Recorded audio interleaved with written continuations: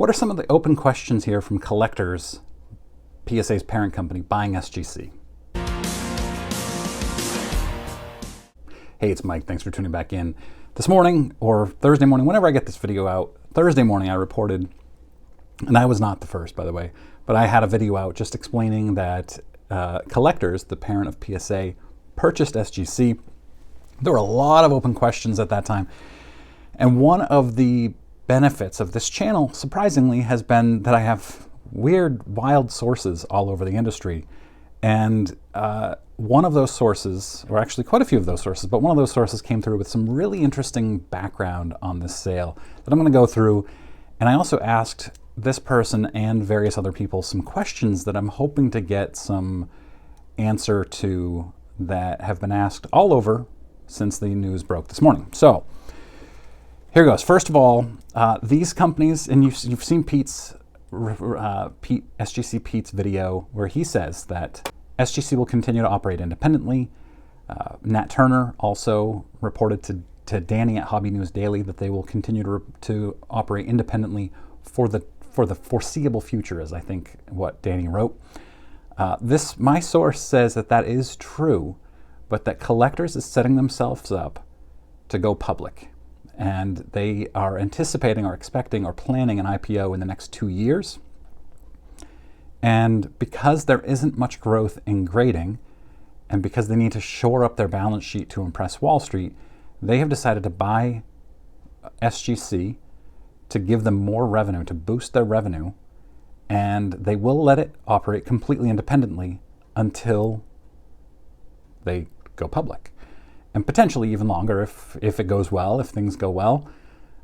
Pete will continue to stay on there for that time. It's unlikely that Pete and the former owner of SGC, who apparently is staying on as well, will be there long term. Just doesn't make a whole lot of sense to have a CEO of SGC and a CEO of PSA. Now, a lot of people have said, well, there are car companies and there are Pizza Hut and other companies that operate under an umbrella, which is true, but I just don't see it continuing to happen with card grading. Now, this morning I speculated about, they have two different markets that they're trying to serve, which is certainly a possibility, and in which case they would stay completely separate. I also doubt that, but if Collectors goes public, and by the way, the plan is for Collectors to go public at a much higher valuation than what they paid for it just a few short years ago. How long ago was that? By the way, hard to believe we are just 2 weeks away from 4 years since the pandemic, since the shutdown. 4 years, it doesn't feel like that long. So SGC brings them a lot more revenue to help boost their books. I asked, how much did they pay for it? And this person told me it was not enough to get any antitrust scrutiny. And so I said, what's the threshold? And they said, well, you can Google that. And so I did. It's $119 million, I believe, and maybe a little bit different in 2024, a little bit higher in 2024. So we're talking under $100 million, probably. 120 under for SGC, which is honestly, if it's that high, then that's way more than I expected. But it sounds like they intentionally tried to avoid, and this is just my assessment. I don't know if they actually did. Feels like they intentionally tried to avoid antitrust. A lot of people said when this news broke, is there antitrust? Is this now a monopoly? Will the FTC, will the government allow this transaction to go through?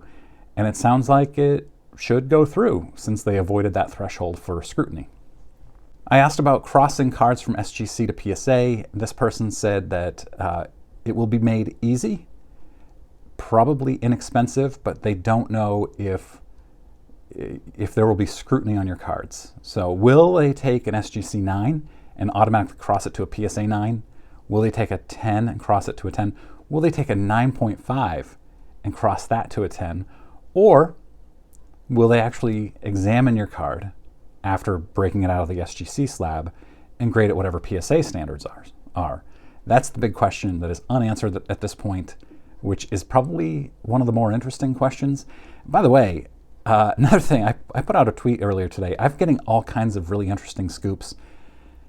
I also heard completely unrelated to this, that Golden Auctions is on the block, and not only on the block, but very, very close. Should be closing a sale in March to a different company, and I am working to validate this. I hope to have some information on it very soon. Yeah, it's a big, big deal. Collectors is buying SGC and maybe selling Golden Auctions. It makes a lot of sense based on what I've seen from Ken. He seems very frustrated with PSA, with his involvement with PSA. If you look back at some of my videos, you'll see he gets testy when he's blamed for things that happen with PSA. So it does not surprise me. I will have more on that. Make sure you're subscribed, because I will be, as I find out more information, I will be putting it out there. Who else was in on this purchase? Fanatics was in on it, and they decided not to purchase, is what I'm hearing. They didn't put up enough money. Seems like they would have.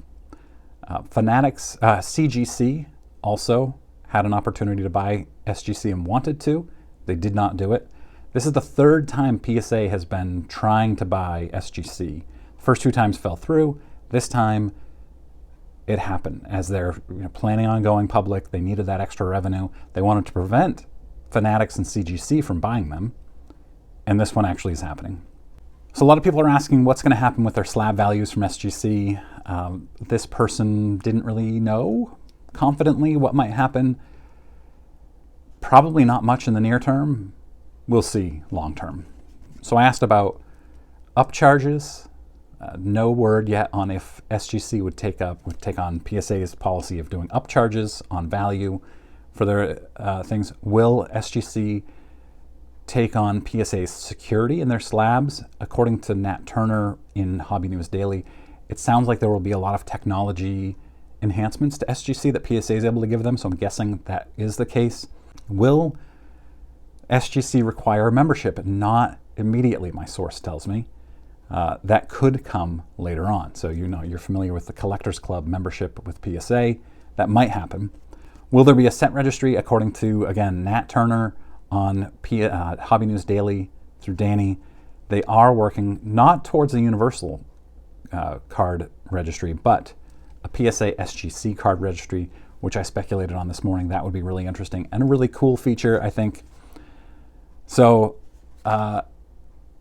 while this morning I was like, this is not good, I still think long-term this is bad, but it sounds like there won't be any changes in the near future, which is probably good. Give you some time to make changes if you want to. A lot of people are talking about going completely raw, which I understand. I don't grade a whole bunch anyway, but I do buy some graded. I do authenticate autographs, so I will continue doing that. That's my biggest thing. But I don't even do a lot of that, maybe 50 a year, probably not even that many, 40 a year maybe. So I'm watching this very eagerly. I will have any updates I have on my channel.